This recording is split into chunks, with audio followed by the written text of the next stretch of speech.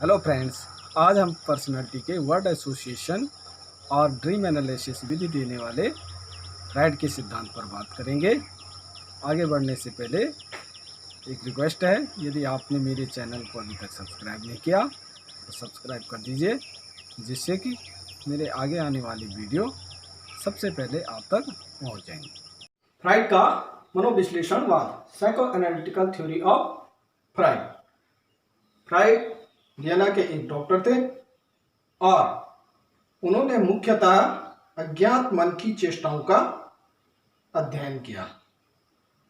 Fried के विचारों को 3 भागों में बांटा जाता है।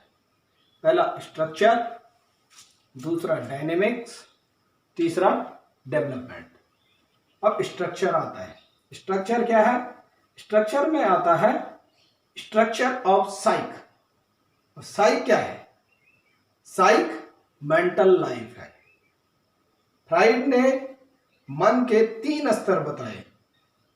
फ्राइड ने मन की तुलना पानी में तैरते हुए एक बर्फ के टुकड़े से की है। जो अधिकांश भाग पानी के नीचे होता है वह अचेतन मन है, तथा जो थोड़ा भाग पानी के ऊपर होता है वह चेतन मन है। इस तरह से हम फ्राइड के मन के 3 स्तरों को समझ सकते हैं। जो ये ऊपर है ये कॉन्शियस माइंड है। ये जो बीच में है थोड़ा सा लाइन लगा रखी है, ये सब कॉन्शियस माइंड है। और ये बड़ा भाग अनकॉन्शियस माइंड है। ये चेतन मन और अचेतन मन, कॉन्शियस और सब कॉन्शियस माइंड मिलकर हमारे व्यक्तित्व का 10% होते हैं और अनकॉन्शियस माइंड हमारे संपूर्ण व्यक्तित्व का 90% होते हैं। वह कहता है कि जो हमारा चेतन मन है वह अचेतन मन के द्वारा ही गवर्न होता है। और पहले चेतन मन क्या है? चेतन मन में व्यक्ति की चेतना रहती है। चेतना में ये चेतन मन है। सबकॉन्शियस में वे घटनाएं रहती हैं जिनको हम आसानी से रिकॉल कर सकते हैं। और अनकॉन्शियस माइंड जो सबसे ज्यादा है हमारे व्यक्तित्व का, वो है 90%। और वो कहता है इसमें हमारी अतिरिक्त इच्छाएं, भावनाएं, आवेग, संवेग सब दबे हुए रहते हैं। और अनकॉन्शियस माइंड कॉन्शियस माइंड को भी संचालित करता है और हमारी पर्सनालिटी को निर्धारित करता है। और unconscious mind is very important for our behaviour. इसकी बात फ्राइड करता है। वो सबसे महत्वपूर्ण अनकॉन्शियस माइंड को मानता है, क्योंकि जो भी घटनाएं हमारे बचपन से लेकर अब तक चल रही हैं बोला, और जो दमित हो गई हैं, जो पूर्ति नहीं हुई, वह अनकॉन्शियस में स्थान बना लेती है और हमारे सबकॉन्शियस और कॉन्शियस माइंड को संचालित करती रहती है। दूसरा मेंटल अपरेटस। मेंटल अपरेटस के भी उसने 3 भाग बताए हैं। 3 भाग: id, ego, super ego. Id, ego, super ego. अब इड क्या है? यह जो है पाश्विक प्रवृत्ति का होता है और यह डिमांडर होता है। इड जो है व्यक्ति के जन्मजात गुणों से व्याप्त रहता है। यह दमित इच्छाओं और वासनाओं का आधार है। इसमें विवेक नहीं होता है। इसका संबंध मूल प्रवृत्तियों से होता है। यह अपनी डिमांड को फुलफिल करना चाहता है। इड व्यक्ति को व्यवहार करने के लिए एनर्जाइज करता है। इसका संबंध काम प्रवृत्ति से है, जिसे फ्राइड ने लिबिडो कहा है, और यह सुख के सिद्धांत पर काम करता है। इड जो है सुख के सिद्धांत पर काम करता है इसकी प्रवृत्ति पाशविक होती है। उसको फ्राइड ने ऐसे भी कहा है, इड जो है डिमांडर है, उसको इच्छा की पूर्ति करनी होती है। और तब आता है ईगो। ईगो क्या है? यह जो है चेतन मन में रहता है और यह जो है इड का वह अंश है जिसका विकास बाहरी पर्यावरण से होता है। यह अनकॉन्शियस की अवांछित इच्छाओं पर नियंत्रण रखता है। यह व्यक्ति का साधारण अंतःकरण है। इसमें व्यक्ति की अच्छी और बुरी सभी प्रकार की इच्छाएं रहती हैं। यह यथार्थता के सिद्धांत पर काम करता है। यह देखो, ये सुख के सिद्धांत पर काम कर रहा है और ईगो जो है यथार्थता के सिद्धांत पर काम कर रहा है। यह जो है इड के समान सुख के लिए अंधा नहीं होता है और यह जो है इड और सुपर ईगो के मध्य मीडिएटर का काम करता है और इसकी प्रवृत्ति जो है मानवीय होती है। तीसरा है super ego. Super ego commander, इनके ऊपर कमांड करता है। और देखो यह क्या है, बुरी इच्छाओं को चेतन मन में आने से रोकता है। इसका काम ईगो पर शासन करना है। कमांडर, इसका काम कमांड करना होता है। यह चेतन और अचेतन मन के बीच प्रहरी का काम करता है। जब बालक इड से प्रेरित होकर किसी कार्य को करना चाहता है तो उसे बताया जाए कि यह गलत है, ऐसा नहीं करना चाहिए, तो यह नैतिकता का ज्ञान होता है जो सुपर ईगो के रूप में विकसित होता है। और यह जो है अंतरात्मा की आवाज है। यह संस्कारों के द्वारा विकसित होता है। तो इड जो है जन्मजात प्रवृत्ति है। ईगो जो है बाह्य पर्यावरण से ग्रहण की जाती है। सुपर ईगो जो है संस्कारों से होता है। जितने गहरे संस्कार पड़े हैं उतना जो है व्यक्ति सुपर ईगो से युक्त होगा और वह जो है अपने कार्यों को सुपर ईगो के अनुसार करता है। दूसरा डायनेमिक्स। डायनेमिक्स में फ्राइड क्या कहता है, उसने कहा कि हमारा मन क्यों गतिशील होता है। फ्राइड के अनुसार जो मूल प्रवृत्तियां हैं, नेचुरल इंस्टिंक्ट, मूल प्रवृत्तियां, पहले तो हम जान लेते हैं मूल प्रवृत्तियां होती क्या है। मूल प्रवृत्तियां जन्मजात होती है, जो हमें जन्म से प्राप्त होती हैं। इसे हमको कोई सिखाता नहीं है, इन्हें व्यक्ति स्वयं सीखता है। जैसे भूख, प्यास, रोना, हंसना, काम प्रवृत्तियां, इनको हमें कोई सिखाता नहीं है, व्यक्ति इन्हें स्वयं सीख जाता है। तो इन्हें उसने, ये जो है नेचुरल इंस्टिंक्ट होती हैं और यह जो है हमारे मन को गतिशील रखती हैं। कुछ मूल प्रवृत्तियां जो है हमेशा हमें गतिशील रखती हैं और मूल प्रवृत्तियों के कारण ही इड, ईगो और सुपर ईगो क्रियाशील होते हैं। मूल प्रवृत्तियां दो प्रकार की होती हैं। एक इरोज, लाइफ इंस्टिंक्ट, दूसरा थैनाटोज, डेथ इंस्टिंक्ट। लाइफ इंस्टिंक्ट क्या है? यह अपनी ऑफ स्प्रिंग्स, आगे की संतानों को बनाए रखती है और यह जो है सुख के सिद्धांत पर काम करती है। यह व्यक्ति को जो है इड व ईगो, सुपर ईगो, इनके माध्यम से प्रदर्शन करने के लिए प्रेरित करती है और यह जो है सामाजिक स्वीकृति के आधार पर अपनी आवश्यकताओं की पूर्ति करता है। कौन? इरोज। इरोज जो है सामाजिक स्वीकृति के आधार पर अपनी आवश्यकताओं की पूर्ति करता है। दूसरा है थैनाटोज। थैनाटोज डेथ इंस्टिंक्ट। यह जो है अगर इच्छा में बाधा उत्पन्न हो गई, ये जो है मृत्यु प्रवृत्ति है, इच्छा में अगर बाधा उत्पन्न हो गई तो वह जो है अपना प्रदर्शन तीव्रता से दिखाता है, जैसे तोड़ फोड़ कर देना, ईर्ष्या, द्वेष, यहाँ तक कि जो है किसी को या तो मार देना या फिर स्वयं भी मर जाना। और यह जो है अनकॉन्शियस में रहता है और यह अपना प्रदर्शन तुरंत करना चाहता है।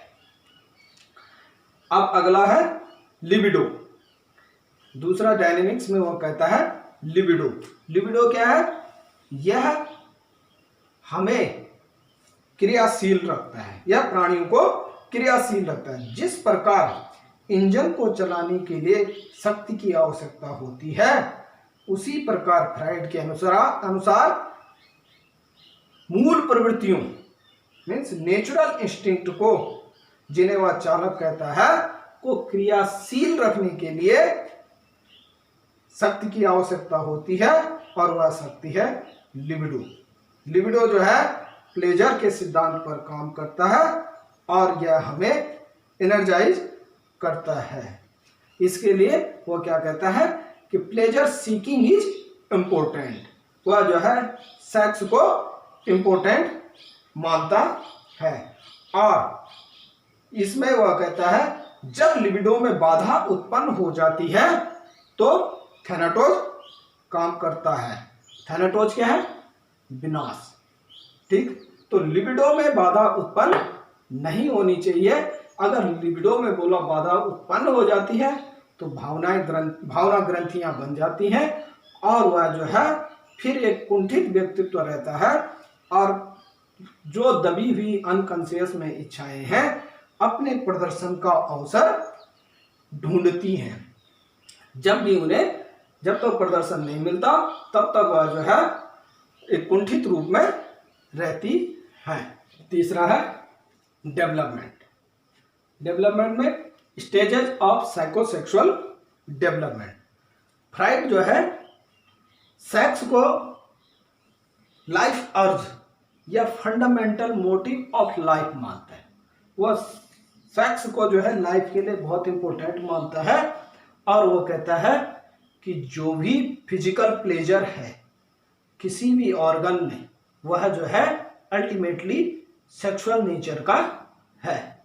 और वह कहता है कि फ्रॉम द वेरी बिगिनिंग, छोटी अवस्था से ही प्लेजर सीकिंग के लिए बच्चा जो है जन्म के साथ ही प्लेजर सीकिंग चाहता है और उसको प्रदर्शित करता है। उसमें पहला है ओरल स्टेज। ओरल स्टेज 0 से 1 साल की अवस्था है और ओरल स्टेज में जो है जो एरोजोनस जोन है वह मुंह में रहता है। बच्चा जो है हर चीज को मुंह में लेना चाहता है। कोई चीज उसको पकड़ा दो उसको वह मुंह में लेता है, वह उसको सक करता है। तो सकिंग से जो है वह आनंद की अनुभूति करता है और फ्राइड कहता है कि इस स्टेज में क्योंकि वह सकिंग से आनंद की अनुभूति करता है तो उसे सक करने देना चाहिए और इससे उसे रोकना नहीं चाहिए।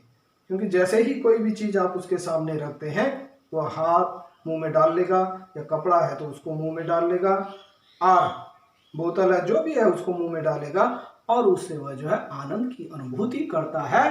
फ्राइड कहता है उसे उसकी मूल प्रवृत्ति है यह, उससे इसको रोकना नहीं चाहिए। दूसरी स्टेज है एनल स्टेज।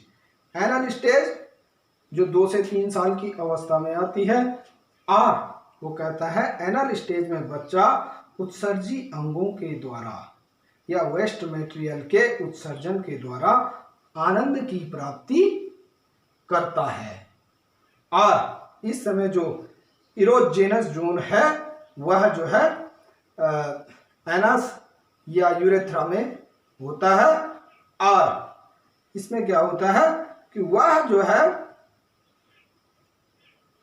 उत्सर्जी अंगों के द्वारा आनंद की प्राप्ति करता है। आपने देखा भी होगा कि बच्चे कई बार जब 2 से 3 साल के छोटे बच्चे रहते हैं तो बार बार जो है वह टॉयलेट जाते हैं, बार बार पोटी जाते हैं और माँ बाप जो है उनको डांटते हैं कि क्या है एक बार में नहीं जा सकता।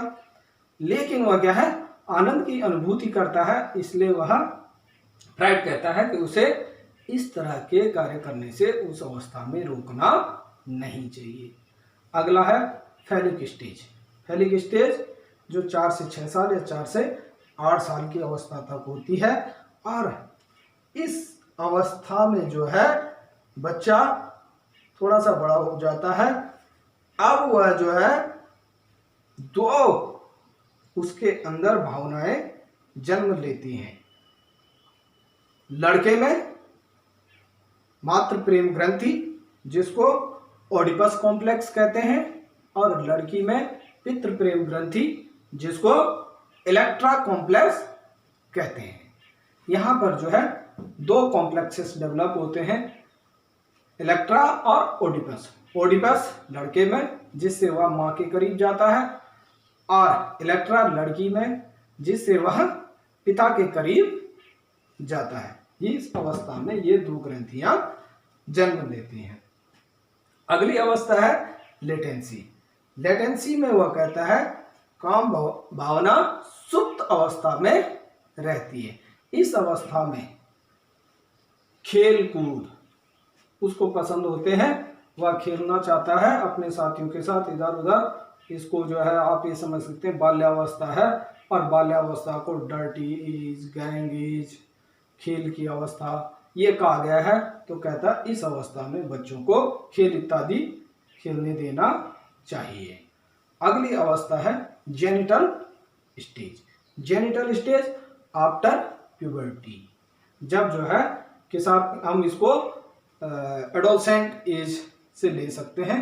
अब वह जो है प्यूबर्टी को प्राप्त कर चुका है, और इस अवस्था में वह जो है अपना जो सुख की प्राप्ति है वह उस पर आगे बढ़ता है। और यहाँ पर वो कहता है जेनिटल स्टेज में बच्चे में 3 प्रकार की जो भावनाएं वो जन्म लेती हैं, 3 प्रकार से। एक पहले होता है स्वप्रेम, जिसको उसने नार्सिसिज्म कहा है। नार्सिसिज्म में वह क्या करता है कि अपने ही शरीर से या अपने ही अंगों से प्यार करता है, तो वह जो है नार्सिसिज्म डेवलप होता है। फिर वह कहता है अगले में होमोसेक्सुअलिटी, तब वह जो है अपने ही लड़के लड़कों के साथ ही रहना पसंद करते हैं, लड़कियां लड़कियों के साथ ही। और तीसरी स्टेज कहता है हेट्रोसेक्सुअलिटी, फिर जो है अपोजिट सेक्स की ओर आकर्षण बढ़ता है। तो ये जो है उसने कहा है, और वह कहता है कि बच्चे की सुख प्राप्ति पर चेकिंग नहीं होनी चाहिए। वह जो है सुख प्राप्त करना चाहता है तो उस सुख को उसे प्राप्त करना चाहिए, करने देना चाहिए। जैसे वो यहाँ पर कहता है कि नार्सिसिज्म जो है, यदि बच्चे के जैसे लिबिडो है, अब वह लिबिडो में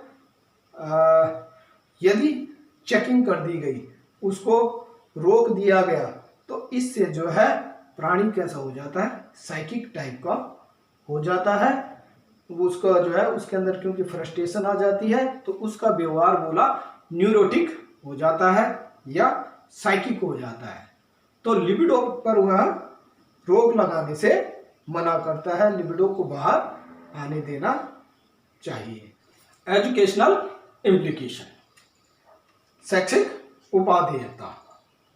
पहला है मानसिक बीमारियों के उपचार में। स्कूलों में बहुत से बालक ऐसे होते हैं जिनमें एंजाइटी, टेंशन और स्नायु रोग, कॉन्फ्लिक्ट्स आदि होते हैं, जो कि उसके विकास में बाधक होते हैं। मनोविश्लेषणवाद यह बताता है कि किस प्रकार अचेतन मन में स्थित कारणों का पता लगाकर बीमारियों का उपचार किया जा सकता है। दूसरा, यौन शिक्षा। मनोविश्लेषणवाद अप्रत्यक्ष रूप से बालकों को सेक्स एजुकेशन देने पर जोर देता है। तीसरा, कुछ समायोजन का पता लगाने में। मनोविश्लेषणवाद की सहायता से बालकों में कुछ समायोजन का पता लगाया जा सकता है। जैसे किशोरावस्था में विद्यार्थियों में कुछ मनोवैज्ञानिक रोग हो जाते हैं, जैसे नार्सिसिज्म, सैडिज्म, मिजोकिज्म या भावना ग्रंथि बन जाती है। तो इनके कारणों आदि पर मनोविश्लेषणवाद ने बहुत जोर डाला है। चौथा, मूल प्रवृत्तियों का शोधन। छात्रों को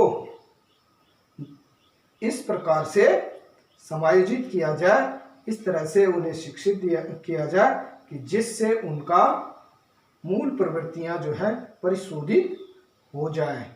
इसमें मनोविश्लेषणवाद बहुत सहायता करता है। अगला, पूर्व अनुभवों का महत्व।